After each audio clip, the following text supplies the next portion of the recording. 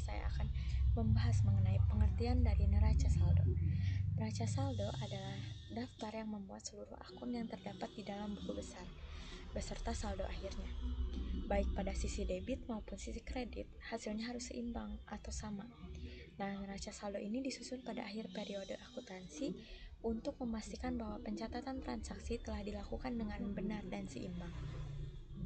Neraca saldo ini juga membantu kita mengetahui apakah total dari debit atau kreditnya sudah sama. Jika sama atau seimbang, maka pencatatan itu tidak terdapat kesalahan atau benar.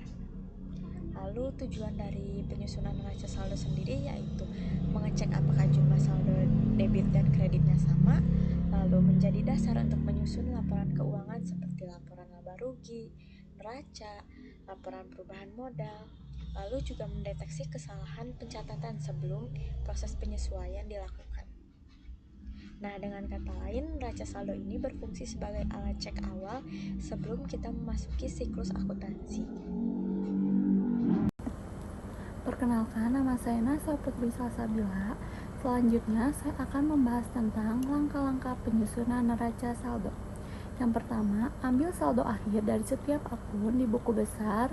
Yang kedua, kelompokkan saldo tersebut ke dalam kolom debit atau kolom kredit sesuai dengan jenis akunnya. Yang ketiga, jumlahkan total debit dan total kredit. Yang keempat, pastikan bahwa jumlah keduanya seimbang.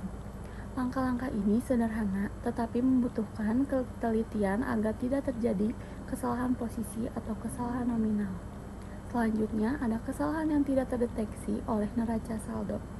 Meskipun total debit dan total kredit seimbang, masih ada beberapa jenis kesalahan yang tidak bisa terdeteksi oleh neraca saldo, yaitu transaksi yang tidak dicatat sama sekali, kesalahan jumlah yang sama di sisi debit dan di sisi kredit, penggunaan akun yang salah namun jumlahnya benar, yang terakhir, kesalahan posisi debit dan kredit yang dibalik tetapi tetap tidak seimbang. Oleh karena itu, neraca saldo bukan jaminan bahwa pencatatan sudah benar, hanya untuk memastikan keseimbangan dasarnya saja. Halo semuanya, perkenalkan nama aku Diantisya Nabila Putri. Di sini aku akan melanjutkan untuk penjelasan mengenai neraca saldo. Jadi, di neraca saldo ini ada beberapa jenis. Yang pertama, ada neraca saldo sebelum penyesuaian. Neraca saldo sebelum penyesuaian ini biasanya dibuat untuk mengecek kesalahan awal. Jadi, setelah kita membuat buku besar, nah hasil dari nominal yang ada di buku besar itu akan dipindahkan ke neraca saldo. Lalu ada neraca saldo setelah penyesuaian.